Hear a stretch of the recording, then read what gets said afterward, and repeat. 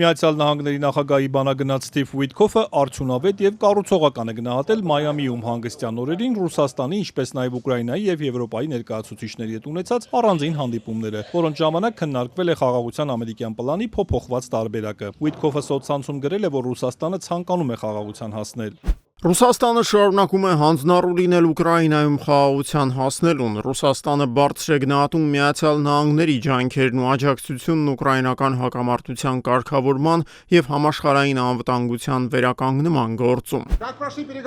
Ուիտքոֆը նաեւ հայտնել է, որ Կիևը եւ Վաշինգտոնը քննարկել են 4 տարբեր փաստաթղթեր 20 կետից բաղկացած խաղաղության ծրագիրը, ԱՄՆ-ի կողմից Ուկրաինային տրամադրվող անվտանգության երաշխիքների եւ Ուկրաինայի տնտեսական զարգացման ծրագրի վերաբերյալ փաստաթղթերը։ Հատուկ ուշադրություն դարձվել հաջորդ քայլերի ժամանակացույցի եւ հաջորդականության քննարկմանը սոցցանցում գրել է ամերիկացի պաշտոնյան։ Նույնաբովանդակ հայտարարություն է տարածել նաեւ Կիևի բանագնաց Ռուստեմ Ումերովը, նշելով, որ Ուկրաինան շարունակում է լիովին հանձնառու լինել արդար եւ կայուն խաղաղության հասնելուն։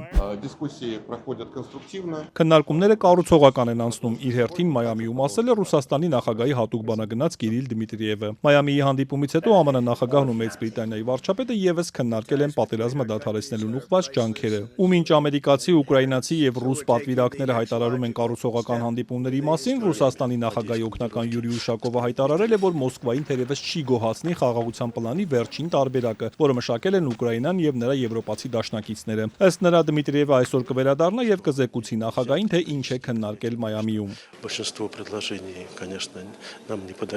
Կարծում եմ առաջարկների մեծ մասը մեզ համար կտրականապես անընդունելի կլինի, քանզի մենք հետևելու ենք այն ամենին, ինչի մասին համաձայնել ենք Անկորիջում եւ ամերիկացի ներկայացուցիչների հետ այլ հանդիպումների ժամանակ։